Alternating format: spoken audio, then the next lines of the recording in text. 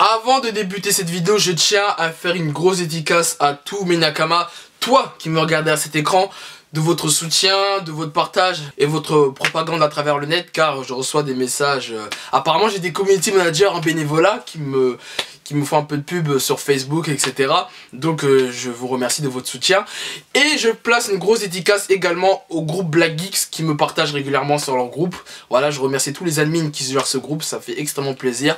Vous inquiétez pas, on est là jusqu'à la muerte, on lâche pas le combat continue. C'est le Winnie Review. C'est le Winnie Review. C'est le Winnie Review. C'est le Winnie Review. Yo mes Nakamas, c'est ton Nakama Winnie en chakra et en vibranium. Et aujourd'hui on va parler du crossover tant attendu de cette fin d'année, le rendez-vous de la famille de la CW, le plus grand crossover de DC à la télévision. Je parle bien évidemment du super crossover invasion de Supergirl, Flash, Arrow et DC Legends of Tomorrow. Voilà, donc après le crossover Arrow Flash il y a 2 ans, après le crossover Arrow Flash et compagnie contre Vandal Savage l'année dernière, cette année la CW, la Justice League de la CW, oui parce que c'est une Justice League que tu le veuilles ou non, se réunissent pour affronter, après une menace humaine, après une menace méta-humaine, après la sorcellerie, la magie, se réunissent pour enfin affronter une menace alien. Et ça je l'avais dit. Je l'avais dit quand j'avais fait mes petites reviews de ces séries-là, même quand j'avais parlé de Flash, Arrow, Supergirl, regardez bien cet été-là, j'avais dit que la prochaine menace du crossover, et ça c'était avant l'annonce du Comic-Con, et donc, au final, qu'est-ce que j'en ai pensé de ce crossover? Qu'est-ce que j'en ai pensé? Eh bien, pour ma part, moi j'ai plutôt bien aimé, franchement. Bravo, j'ai bien aimé, rien à dire. Enfin, bon, si, il y a des trucs qui m'ont un peu gêné, mais globalement, j'ai plutôt apprécié le crossover. Voilà, par rapport à... Enfin, la réunion a été réussie, le rendez-vous a été réussi, même j'ai vu que les audiences ont pété aux États-Unis. Donc, dans un premier temps, je vais revenir sur le scénario et le personnage de ce crossover. On va parler que du crossover dans un premier temps dans cette vidéo. Et dans un deuxième temps, je vais parler justement, je vais donner mon avis sur les débuts de saison de chaque série. Flash, Supergirl, Arrow, DC Legends of Tomorrow. Quand je regarde un peu ces séries-là, je les regarde toutes. Donc je vais vous donner mon avis, comme ça c'est fait. Et donc bah c'est parti hein. Donc avant tout, le synopsis de ce crossover. Et bien tout d'abord, l'histoire débute de Flash et non Supergirl. Publicité mensongère pour qu'on regarde Supergirl. Supergirl, on en parle de ça que pendant 5 minutes. Mais bon, bref. Du coup, l'histoire débute de Flash. Pendant que Flash et compagnie s'entraînaient avec Kid Flash, Wally West, une météorite s'écrase à Central City. Et donc, pour le malheur de tous, ce sont les dominateurs qui viennent... sur Terre pour exploiter et constater pour voir si en fait les méta-humains sont des menaces potentielles ou pas. Donc à partir de ça, bah c'est un peu la merde. Du coup, enfin le gouvernement, le président, ils sont tous en panique, ils sont un peu les chocottes. Et du coup, bah Barry Allen va se charger de réunir la team, va se charger de réunir Arrow, va appeler aussi les Gens et va chercher donc Supergirl. Et donc bah à partir de cela, tout bêtement, bah ils vont sauver le monde de la menace alien qui sont les Dominators. En gros c'est ça le speech, voilà, c'est les héros contre les aliens.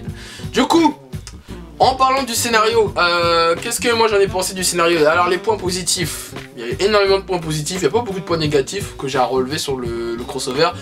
Déjà, premier point positif, c'est, comme je l'ai dit en début de vidéo, crossover réussi. Et vraiment, j'ai eu l'impression de voir un comics vraiment adapté à la télévision. Il y a eu les grands classiques et les codes ont été respectés du comics vers le média de la télévision. On a eu le droit au code classique des comics. On a eu le prologue qui sert à rien, c'est-à-dire Supergirl. On a eu les héros qui s'affrontent entre eux parce que certains héros sont contrôlés mentalement. Dans Flash. On a eu aussi le monde imaginaire idyllique de tous les super vilains qui prennent le contrôle d'un monde parallèle, Arrow. Et aussi bah, la bataille finale dans Legends of Tomorrow. Donc ça c'est cool, moi j'ai bien aimé. Ensuite, deuxième point que j'ai apprécié, ce sont l'expertise et l'univers que chaque série en fait a apporté au crossover. Surtout on l'a beaucoup ressenti dans le côté street avec Arrow. et le côté un peu voyage temporel, cosmique dans Legends of Tomorrow. D'ailleurs on l'a beaucoup ressenti dans la partie Legends, parce qu'avec tous les voyages temporels, les vaisseaux spatiaux, enfin les vaisseaux spatiaux plutôt on dit, oula mon français est catastrophique. Donc moi j'ai plutôt apprécié que chacun apporte son expertise, sa connaissance. Et bah il y a que en fait dans Flash, mais bon Flash c'était un peu l'introduction de réunir l'équipe. Ensuite, autre point que j'ai apprécié, c'est enfin le Flashpoint paradoxe a enfin un paradoxe. Enfin des réelles conséquences.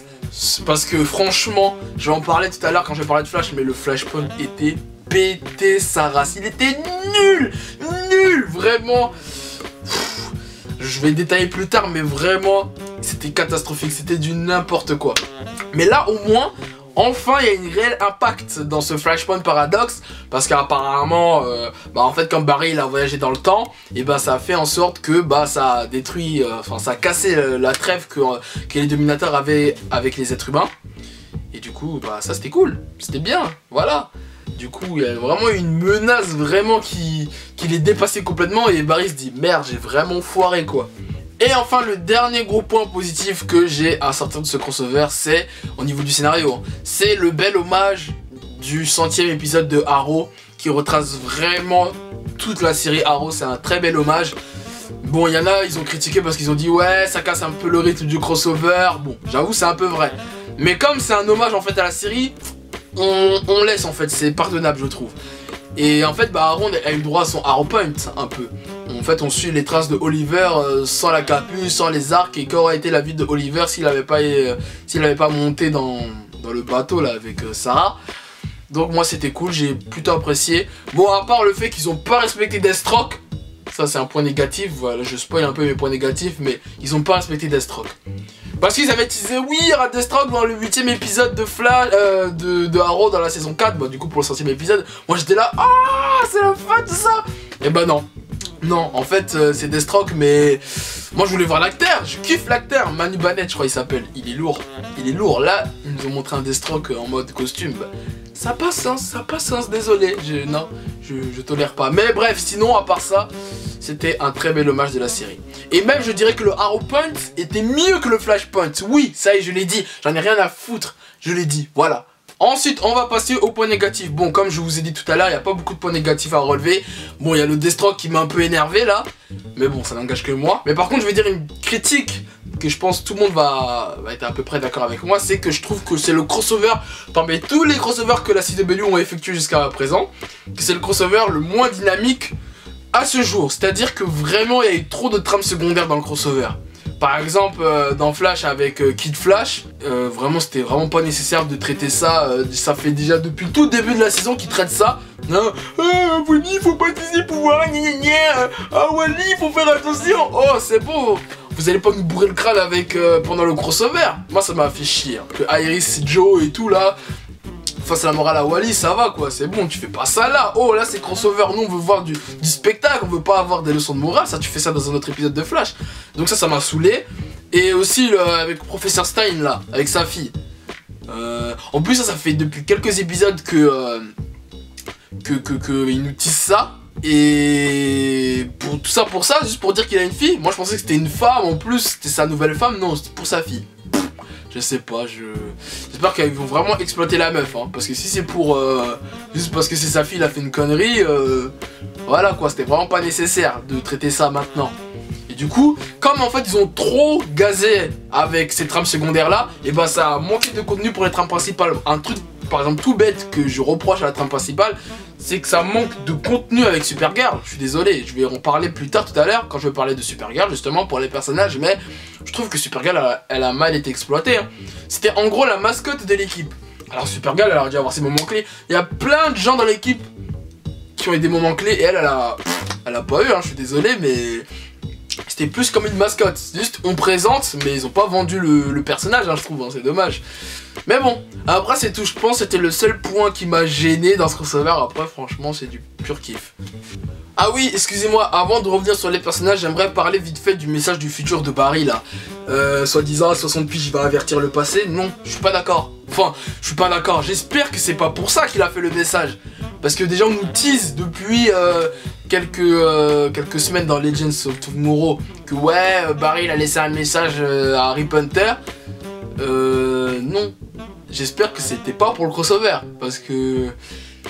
déjà ça me poserait quelques interrogations. Pourquoi quand le mec il a 60 ans il va faire un message à son lui de 25 piges, faut faire attention, il y a des extraterrestres qui vont venir. En plus il adresse ça à Rip Hunter.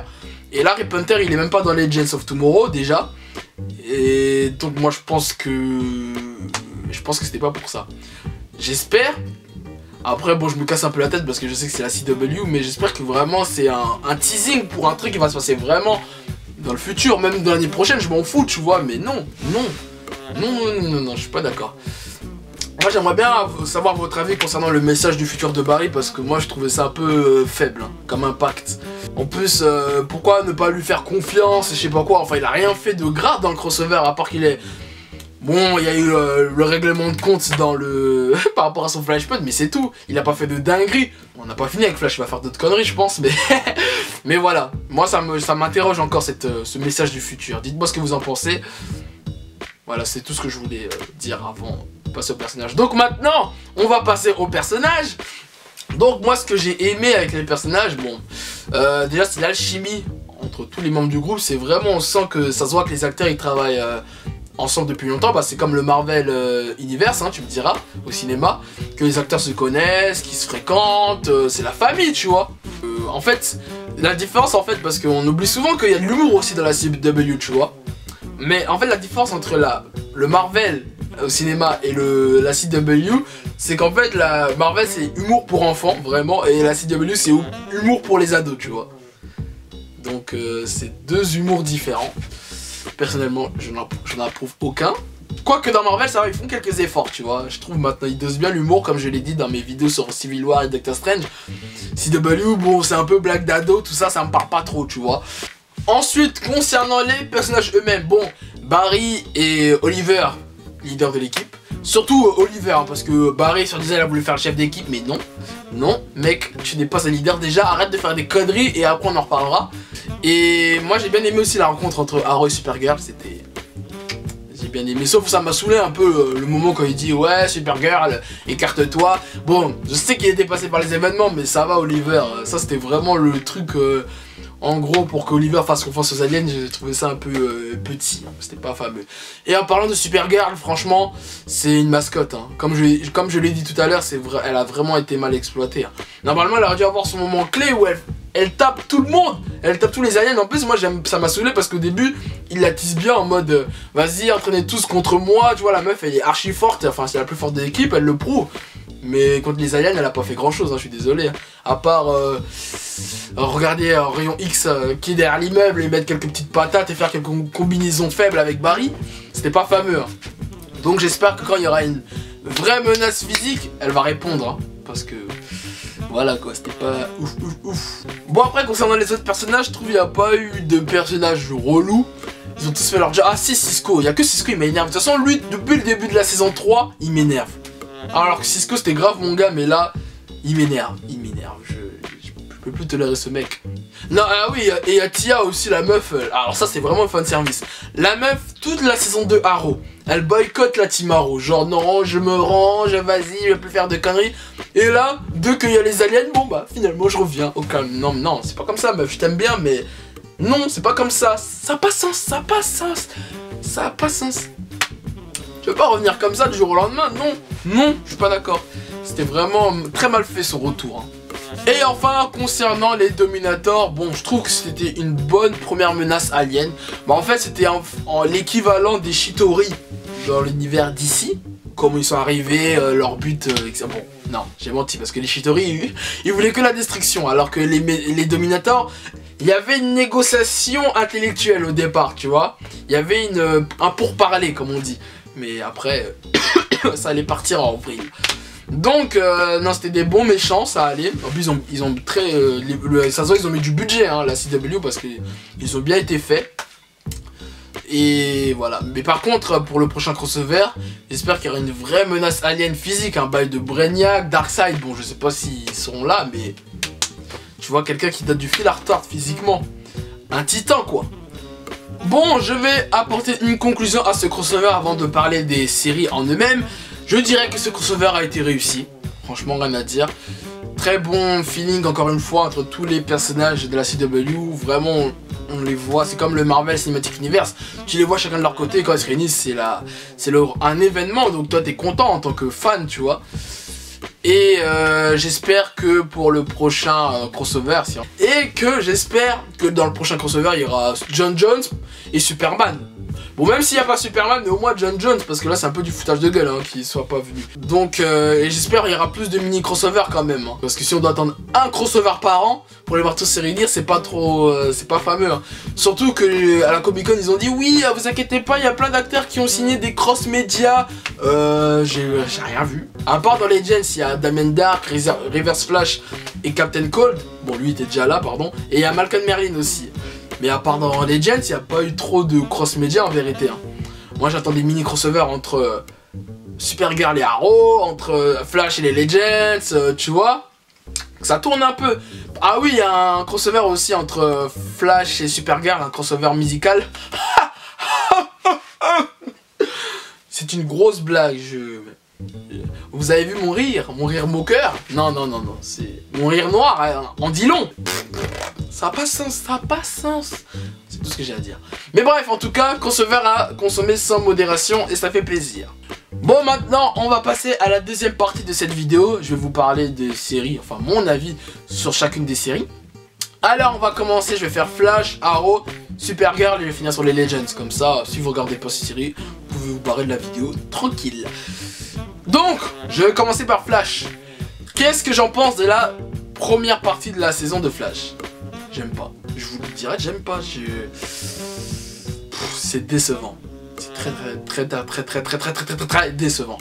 Déjà, par où commencer? Flash, le Flashpoint, il était pété, comme je l'ai dit tout à l'heure, mais il était pété, c'est une honte.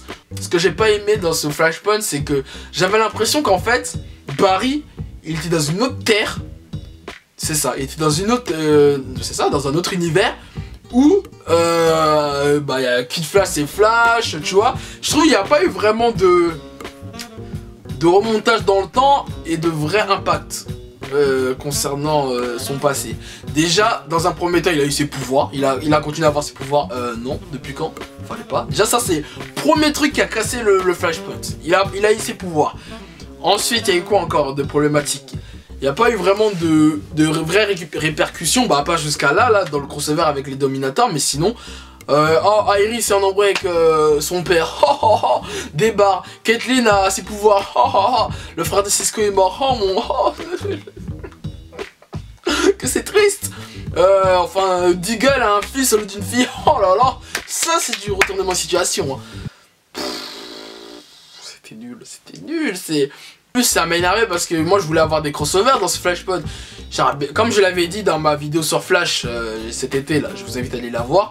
J'avais fait mes pronostics sur le Flashpoint. Moi je pensais qu'ils allaient mettre le père d'Oliver en tant que Arrow. Tu vois, des vrais bails, tu vois, même pas qu'on le voit, tu vois, mais un petit easter egg pour nous dire aux infos, oui, Arrow, c'est le... Rien du tout. En fait le problème c'est que ça a été trop dans leur entourage en fait le Flashpoint. Il n'y a pas eu de vraies répercussions.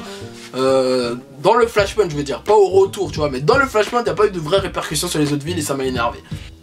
Après, concernant l'intrigue principale quand il est revenu, les méchants ils sont nuls. Je suis désolé, Alchemy, il est nul. Et Savitar, c'est quoi ce Megazord là? C'est n'importe quoi. C'est les pires méchants. Au moins, putain, avant il y avait Reverse Flash, il y avait Zoom, là vous passez à ça. Déjà encore un autre Speedster, ça fait chier. Voilà. Je sais pas moi, fallait mettre Gorilla Grodd, voilà. Et moi il y avait que Julian que j'aimais bien, l'acteur là qui joue, comment il s'appelle, Drogo là dans Harry Potter, je kiffe l'acteur. Moi j'aimais bien, mais là c'est n'importe quoi, là on nous dit que en gros c'est lui Alchemy. Oh là là. C'est nul. Moi le seul épisode que j'ai bien aimé dans Flash là pour l'instant c'est l'épisode avec, le dernier là.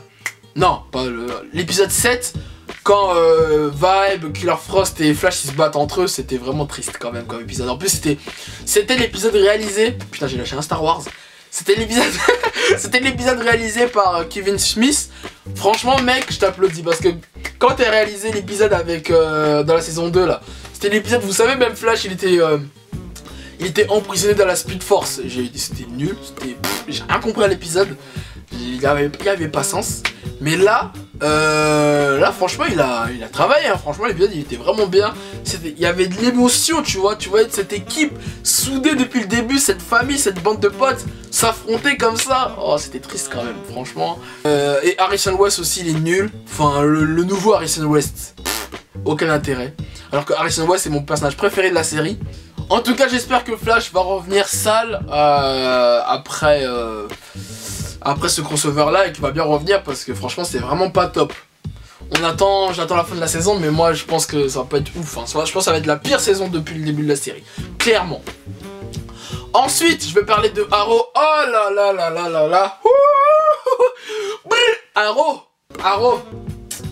C'est tellement magnifique, mais tous les épisodes sont lourds. C'est d'une lourdeur. Là, je sais que les gens disent ouais, vas-y, Winnie, tu dis n'importe quoi. Moi, c'est de la merde, mon gars. Mon Nakama. Je te promets que cette saison de Arrow, c'est la meilleure depuis la saison 2. La meilleure. Tous les épisodes sont lourds. Franchement, là, ils ont vraiment respecté les bails. Là, on revient aux bases. Tu vois, là, on revient en tant que Oliver Meurtrier. On revient en tant que... Ça y est, c'est fini les bails de Felicity, Olicity. Allez, dégage. Il n'y a pas Malcolm Merlin se et lui aussi il dégage, il est pas là, je sais pas, enfin bon apparemment il est dans les gens, mais tant mieux, on le voit pas. Il y a quoi encore? Deagle énervé, les sidekicks de Arrow là, les acolytes là, Artemis, Will Dog, mon gars sûr, Rory, je crois il s'appelle comme ça là, le gars qui fait avec ses vêtements là. Bon il y a que, comme il s'appelle Monsieur Terrifique là, Curtis lui me saoule, il fait honte au personnage. Et le méchant il est lourd aussi.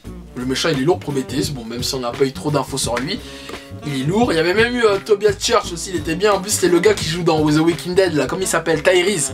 Voilà, lourd. Il y avait et les flashbacks aussi. Oh là là là là. Oh, les flashbacks, c'est du lourd, c'est du lourd. Les flashbacks en Russie, à Bradva. I am Bradva. Dans la CW classement, c'est le numéro 1 hein, cette année pour moi. Tu vois, c'est vraiment au top. En tout cas, j'espère que Arrow là ça continue comme ça tous les rageux vont fermer leur bouche, tu vois. Que Arrow remonte, c'est qui le padré de cet univers quand même, parce que c'est triste quand même que c'est lui, il a lancé tout le Arrowverse là et c'est lui le plus faible. Non, faut revenir au basique. Ensuite, concernant Supergirl, j'aime plutôt bien aussi, franchement. La deuxième saison est hautement supérieure à la première déjà. Je vous invite à aller voir mon Winnie review sur la première saison, mais la deuxième saison est hautement supérieure. Scénario plus retravaillé, les personnages travaillés. Bon, à part Jimmy, lui, il me saoule vraiment. Alors, lui en gardienne, ça n'a pas sens, il n'y a pas sens. Il n'y a pas sens. Ça sort d'où ça? Par contre, là, comment elle s'appelle, la Madame Kate, c'est ça, hein, la patronne de Ketco Magazine, là. Elle me manque, j'aimais bien ce personnage. Mais elle est partie. Mais bon. Sinon, ouais, tous les personnages sont lourds. John Jones, c'est mon gars. Même l'aspect avec les aliens, franchement, c'est très bien traité. En mode, les aliens, c'est des immigrés, tout ça. Ils se cachent un peu de la société, du système. C'est lourd. C'est lourd, c'est lourd. En plus, il y avait la... Par contre, ils ont fait un mauvais pronostic, hein, parce que dans la série, c'est une présidente qui est présidente. C'est l'actrice là qui a joué dans la série Wonder Woman, là. Linda Carter, je crois, elle s'appelle comme ça.